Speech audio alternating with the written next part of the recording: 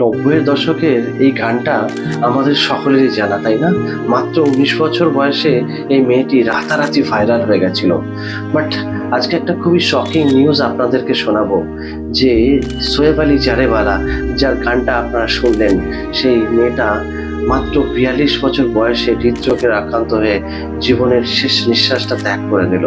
আপনি জানেন এই মেয়েটি ও অক্ষয় কুমার বা সালমান খানের সঙ্গে মুভিতে অভিনয় করেছেন, আর তার সাথে সাথে তিনি ২০১৯-এ বিগ বসও ছিলেন। বাট আজকে একটা জিনিস প্রমাণ হয়ে গেল, কে জানে কে কতদিন এই পৃথিবীতে থাকবে।